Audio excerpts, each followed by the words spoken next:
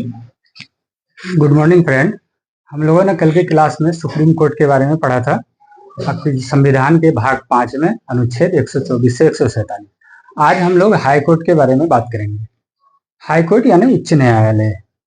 तो उच्च न्यायालय का संविधान के भाग 6 में चर्चा है, तो इसको भी ध्यान रखेंगे। जैसे राज्य से रिलेटेड जितना भी चीज आएगा वो भाग 6 में आएगा, और सेंटर से रिलेटेड जितना चीज आएगा भाग 5 में आएगा। तो सुप्रीम कोर्ट सेंटर के से रिलेटेड है, तो इसलिए वो भाग 5 में है, हाई कोर्ट भाग 6 में है, जिसको हम लोग यहाँ पे अभी पढ़ेंगे। तो इसके जो अनुच्छेद हैं 214 से 232 उसको पढ़ेंगे। उसके अलावा किस अनुच्छेद में क्या बात की गई है, और फिर उसके अलावा सुप्रीम कोर्ट से इसको कनेक्ट करके याद रखेंगे, ताकि हमेशा के लिए ये याद रह जाए और कंफ्यूजन दोनों में ना हो, क्योंकि सुप्रीम कोर्ट हाई कोर्ट के अनुच्छेद में कंफ्यूजन हो जाता है। तो चलिए हम लोग शुरू करते हैं इसको। इसमें सबसे पहली बात कि हमारे जो देश में टोटल 25 उच्च न्यायालय है, टोटल 25 हाई कोर्ट है। उसमें 25 में से एक हाई कोर्ट ऐसा है जो केंद्र शासित प्रदेश में है। जैसे हम लोगों के अभी देखते हैं कि 28 राज्य और 8 केंद्र शासित प्रदेश है। तो 28 राज्य और 8 केंद्र शासित प्रदेश में तो एक ही जो है कि केंद्र शासित प्रदेश ऐसा है जिसमें हाई कोर्ट है, वो है दिल्ली। इसको भी याद रखेंगे। तो हमारे भाग 6 में अनुच्छेद 214 से 232 के बीच उच्च न्यायालय के बारे में चर्चा है, जो हम लोग यहाँ पे देखेंगे। और यहाँ पर जो 25 हम लोग देखेंगे, टोटल 25 जो है कि उच्च न्यायालय है, हाई कोर्ट है। तो 25 के बारे में पढ़ना या याद रखने की जरूरत नहीं है, लेकिन जो इंपॉर्टेंट है, जिससे क्वेश्चन पूछा जाता है, उसको हम लोग यहाँ पे जरूर देखेंगे।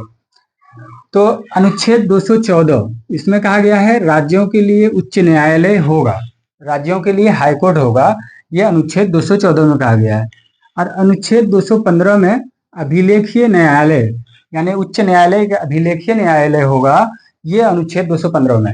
जैसे हम लोग सुप्रीम कोर्ट में पढ़े थे कि सुप्रीम कोर्ट का अभिलेखीय न्यायालय, उसमें अनुच्छेद 129 था, और यहाँ पे हाई कोर्ट में अनुच्छेद 215 है। तो इस तरह से याद रखेंगे कि सुप्रीम कोर्ट में 129 और हाई कोर्ट में 215 के तहत अभिलेखीय न्यायालय है। फिर देखेंगे हम लोग अनुच्छेद 216, इसमें उच्च न्यायालय का गठन और उसकी स्थापना से संबंधित है। तो उच्च न्यायालय का गठन और उसकी स्थापना अनुच्छेद 216 में हो जाएगा। जैसे हम लोगों ने सुप्रीम कोर्ट में देखा, अनुच्छेद 124 में सुप्रीम कोर्ट की स्थापना और गठन की बात है, और यहाँ पे अनुच्छेद 216 में हाई कोर्ट के गठन की और स्थापना की बात है। अनुच्छेद 217 में देखेंगे, इसमें है न्यायाधीश की नियुक्ति। उसके अलावा न्यायाधीश की नियुक्ति के लिए उसकी योग्यता क्या होगी, उसकी पदावधि क्या होगी, यानी कार्यकाल क्या होगा, ये सभी अनुच्छेद 217 में है। तो इसको देखेंगे कि इसका जो पदावधि होता है वो 62 वर्ष होता है। जैसे हम लोगों ने सुप्रीम कोर्ट में पढ़ा था कि मुख्य न्यायाधीश जो सुप्रीम कोर्ट के होते हैं, उसका जो पदावधि होता है, कार्यकाल होता है, वो 65 वर्ष का है। और अन्य न्यायाधीश जो है सुप्रीम कोर्ट के, उसका कार्यकाल 62 वर्ष का होता है। लेकिन यह हाई कोर्ट के मामले में सभी का कार्यकाल 62 वर्ष ही होगा, इसको याद रखेंगे। योग्यता की बात करते हैं हम लोग। तो योग्यता में हम लोग देखे थे कि सुप्रीम कोर्ट का जज बनने के लिए जो योग्यता थी कि किसी भी हाई कोर्ट में वो 5 साल तक जज रहा हो या 10 साल तक वकालत किया हो, भारत का नागरिक हो, और उसके अलावा राष्ट्रपति के जो है कि जानकारी में वो विधि का बहुत बड़ा विद्वान हो। तो ये सब योग्यता था सुप्रीम कोर्ट के लिए। लेकिन हाई कोर्ट के लिए क्या योग्यता है? तो हाई कोर्ट के लिए योग्यता है कि आप किसी भी न्यायालय में न्यायिक पद पे रहे हैं 10 साल, या फिर 10 साल आपने वकालत की है, तो इस स्थिति में आपको जो है कि राज्यों का जो हाई कोर्ट होता है उसका जज बनाया जा सकता है। उसके लिए ये योग्यता है, तो इसको भी ध्यान रखेंगे।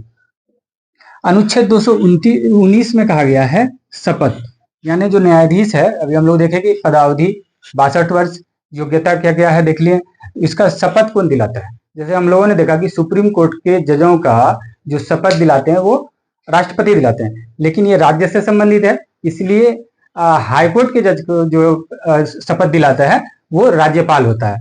तो हाई कोर्ट के जजों का शपथ राज्यपाल द्वारा दिलाया जाता है अनुच्छेद 219 के तहत, इसको याद रखेंगे। अनुच्छेद 225 में कहा गया है न्यायालयों की अधिकारिता, यानी न्यायालयों की पावर, शक्ति। जैसे हम लोगों ने सुप्रीम कोर्ट में पढ़ा था कि अनुच्छेद 131 और अनुच्छेद 132 में जो है सुप्रीम कोर्ट की अधिकारिता थी, उसकी पावर थी, और यहाँ पे हाई कोर्ट में अनुच्छेद 225 में हाई कोर्ट की अधिकारिता है। तो इसको रिलेट करिए एक दूसरे से ताकि दोनों याद रह जाए आसानी से। फिर हम लोग देखेंगे कि अनुच्छेद 226 इसमें रिट जारी करने की शक्ति है हाई कोर्ट की। जैसे हम लोग पढ़े थे अनुच्छेद 32, इसमें सुप्रीम कोर्ट को 5 तरह का रिट जारी करने की शक्ति है। उसी तरह से यहाँ पे हाई कोर्ट को अनुच्छेद 226 के तहत 5 तरह का रिट जारी करने का शक्ति है, अधिकार है। अनुच्छेद 230 में देखेंगे, इसमें कहा गया है उच्च न्यायालयों के अधिकारिता का संघ राज्य क्षेत्र तक विस्तार। जो हम लोग देखेंगे कि यहाँ पे टोटल 25 ही है हाई कोर्ट, जबकि राज्य 28, 8 केंद्र शासित प्रदेश है, तो 2 या 2 से अधिक का तो कंडीशन आएगा है यहाँ पे। तो वही यहाँ पे कहा गया है कि उसका केंद्र शासित प्रदेश तक अधिकारिता बढ़ाया जा सकता है अनुच्छेद 231 में। तो ये इंपोर्टेंट जो अनुच्छेद थे, आर्टिकल थे हाईकोर्ट से रिलेटेड, इसको याद रखना है। उसके अलावा एक है और अनुच्छेद 223, इसमें कार्यवाहक मुख्य न्यायाधीश की बात की गई है कि अगर जो मुख्य न्यायाधीश है हाईकोर्ट का वो अगर नहीं रहे, अनुपस्थित रहे, तो उस स्थिति में कार्यवाहक मुख्य न्यायाधीश की नियुक्ति किया जाता है अनुच्छेद 223 के तहत राष्ट्रपति द्वारा। अब एक चीज ध्यान रखेंगे, जजों की नियुक्ति राष्ट्रपति द्वारा किया जाएगा, है ना, जो कॉलेजियम सिस्टम है उसकी सलाह पे। लेकिन उसको हाई कोर्ट के जजों का शपथ का बात आ जाएगा तो वो राज्यपाल होगा, इसको ध्यान रखेंगे। नियुक्ति तो हर जगह नियुक्ति राष्ट्रपति द्वारा ही किया जाएगा। अब देखेंगे हम लोग अनुच्छेद 231 में भी देख लीजिए, इसमें क्या है कि 2 या 2 से अधिक राज्यों के लिए एक ही न्यायालय, जो अभी हम लोग यहाँ पे पढ़ेंगे कि 5 ऐसे हाई कोर्ट हैं जिसका कि अधिकार क्षेत्र 1 से ज्यादा राज्य या केंद्र शासित प्रदेश में है, और वही इंपोर्टेंट है एग्जाम के लिए, वही हम लोग यहाँ पे याद करने की कोशिश करेंगे। ये कुछ अनुच्छेद थे, इसको ध्यान रखेंगे और सुप्रीम कोर्ट से कनेक्ट करके याद रखेंगे।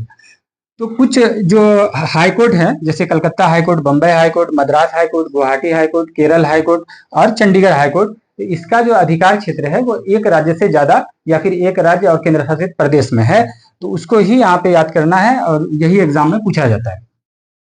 जैसे कोलकाता हाई कोर्ट, तो कोलकाता हाई कोर्ट में एक तो वेस्ट बंगाल, पश्चिम बंगाल आ जाएगा और दूसरा अंडमान निकोबार आ जाएगा। तो क्वेश्चन पूछा गया है अंडमान निकोबार जो है ये किस हाई कोर्ट के अंदर आएगा, तो इस तरह से क्वेश्चन रहता है, याद रखेंगे। तो पश्चिमी चंपारण और अंडमान निकोबार का जो अधिकार क्षेत्र है वो कलकत्ता हाई कोर्ट का है। उसी तरह बम्बई हाई कोर्ट देखेंगे, तो बम्बई हाई कोर्ट में महाराष्ट्र, गोवा, दमन दीप और दादर नगर हवेली, ये दमन दीप और दादर नगर हवेली अलग अलग था जिसको 2019 में एक कर दिया गया है। तो महाराष्ट्र, गोवा, दमन एंड दीप और दादर नगर हवेली ये जो है ये बम्बई हाई कोर्ट के अंदर आ जाएगा। उसी तरह मद्रास हाई कोर्ट, तो इसमें तमिलनाडु और पुडुचेरी आ जाएगा। उसी तरह गुवाहाटी हाई कोर्ट में देखेंगे तो इसमें अरुणाचल प्रदेश, असम, नागालैंड, मिजोरम, ये जो राज्य हैं ये गुवाहाटी हाई कोर्ट के अधिकार क्षेत्र में आएगा। उसके बाद केरल हाई कोर्ट में देखेंगे हम लोग, तो केरल हाई कोर्ट में केरल और लक्षद्वीप आ जाएगा। और चंडीगढ़ हाई कोर्ट के अधिकार क्षेत्र में पंजाब, हरियाणा और चंडीगढ़ आ जाएगा। तो इसको अगर लोकेशन पे याद रखेंगे तो और आसानी से याद रहेगा, क्योंकि माइंड जो है हमारा वो फिगर में ज्यादा सोच पाता है, ज्यादा दिन तक याद रख पाता है। जैसे यहाँ पे हम लोग देखते हैं नीचे तमिलनाडु है, तो तमिलनाडु में मद्रास हाई कोर्ट है, तो तमिलनाडु के ही पास में यहाँ पे पुडुचेरी है, तो पुडुचेरी का अधिकार क्षेत्र मद्रास हाई कोर्ट के अंदर आ जाएगा।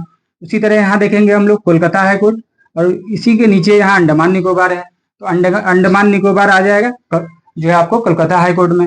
उसी तरह यहाँ पर देखेंगे केरल है, तो केरल के बगल में आप देखेंगे लक्षद्वीप है, तो लक्षद्वीप केरल हाई कोर्ट के अंदर आ जाएगा। बॉम्बे को देखते हैं हम लोग, बॉम्बे हाई कोर्ट में, तो बॉम्बे के जस्ट बगल में आपको गोवा मिलेगा और यहीं पे ऊपर और यहाँ पे दमन दीप मिलेगा, तो इसलिए ये सब आ जाएगा बॉम्बे हाई कोर्ट के पास। फिर यहाँ पे देखेंगे हम लोग चंडीगढ़ आता है, और चंडीगढ़ के आप जानते हैं कि आपको चंडीगढ़ के अंदर जो आता है हरियाणा और पंजाब, इसका राजधानी भी है एक तरह से, तो वही चंडीगढ़ हाई कोर्ट के अंदर हरियाणा, पंजाब और चंडीगढ़ तीनों आ जाएगा, जो केंद्र शासित प्रदेश है चंडीगढ़। तो इस तरह से कुछ हाई कोर्ट थे और उसके कुछ अनुच्छेद थे जो याद रखना जरूरी है एग्जाम व्यू से, और इसको कनेक्ट करके याद रखें सुप्रीम कोर्ट से, आसानी से याद रहेगा, लंबे समय तक याद रहेगा। और ये हमने बात की है कि एक ऐसा जो है कि यूटी है, केंद्र शासित प्रदेश है, जिसका अपना हाई कोर्ट है, उसके अलावा किसी भी केंद्र शासित प्रदेश का हाई कोर्ट नहीं है, वो दिल्ली ऐसा केंद्र शासित प्रदेश है। कार्यकाल की बात हम लोग कर चुके हैं, कार्यकाल 62 वर्ष का होता है। न्यायिक पुनर्विलोकन, जैसे हम लोग देखे थे सुप्रीम कोर्ट में न्यायिक पुनर्विलोकन 129, वैसे यहाँ पे देखेंगे आर्टिकल 13, 32 और 226 के तहत हाई कोर्ट न्यायिक पुनर्विलोकन कर सकता है, न्यायिक पुनर्विलोकन की शक्ति है। तो ये कुछ अनुच्छेद और कुछ इंपॉर्टेंट पॉइंट था एग्जाम व्यू से, जिसको आप याद रखेंगे एग्जाम व्यू से। फिर हम लोग मिलते हैं अगले वीडियो में। धन्यवाद।